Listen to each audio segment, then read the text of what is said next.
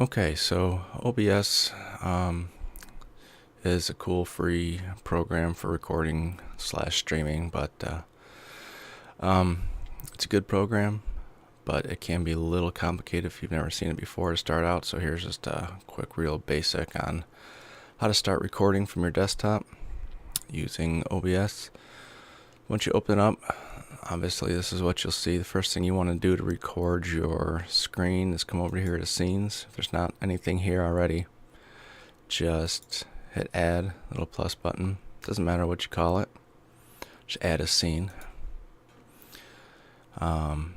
People can have multiple things here and do all kinds of crazy stuff. This is a real powerful program for free.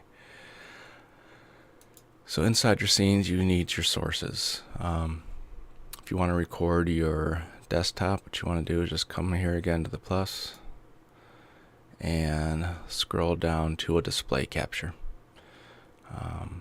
As you can see, you can do a lot of different things.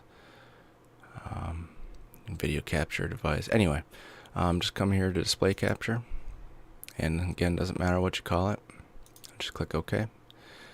As you see, I'm just going to show your screen here, and just click OK. If you want to capture your cursor or not, you do have the option. Choose your screen from the drop down. I've got multiple, so I've got choices. You should probably just have the one. Click OK. So this is all set up now you should see your screen right in front of you. You want to double check, make sure in case you've got different headsets or different speakers plugged in that you're recording from the proper source. So you've got your desktop audio here. Click on the settings button here, and then properties. Default will probably work in most cases, but in case you're having any issues, check that out. Come here to your drop down, find your speakers or whatever you have plugged in that your sound is coming through, whether it be your headset or just regular speakers. Mine would be my Realtek, or again, default should work hopefully.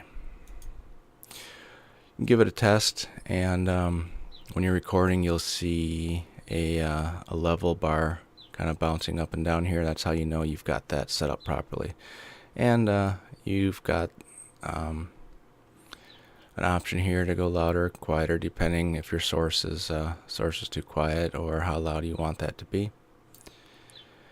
The drawback, I'm used to using multiple screens, and I didn't think about this. The only drawback for single screen recording is when you do start your recording, this is going to be up on your screen. So you hit start recording, and it's here. You just have to minimize it. Just minimize it, start, and then when you're done, you have to open it back up and stop your recording.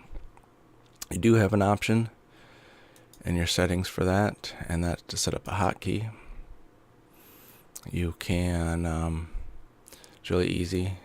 Clear this out. So if you want to set up a hotkey to start recording, just click on the button or click in the spot here. Any key, just type the key in and then hit apply. Now it's great, it works. The only problem is you don't have an indicator when you do start recording. So if I close that and I started recording there, you see you don't know for sure. It's just that, 99% of the time it's going to work, but you don't know. And then, of course, you have a hotkey to stop your recording.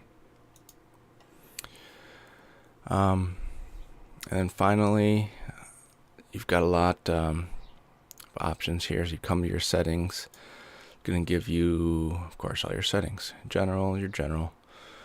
Now your output.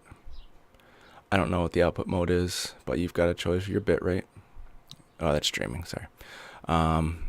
Where you want it to save to. Your recording quality is just general. You've got your high, your file size is obviously going to depend on that. Medium, high quality, indistinguishable, lossless. Obviously high works. Recording format, you've got a lot of format options.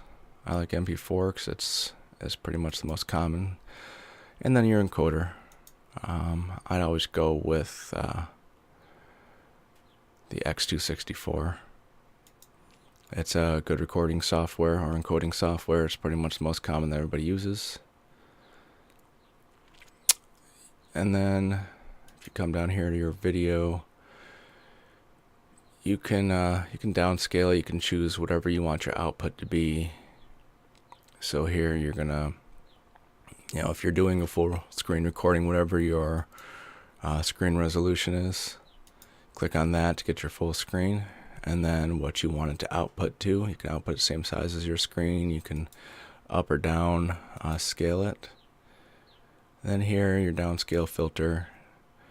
If you're working off a laptop, you might want to use the middle one here.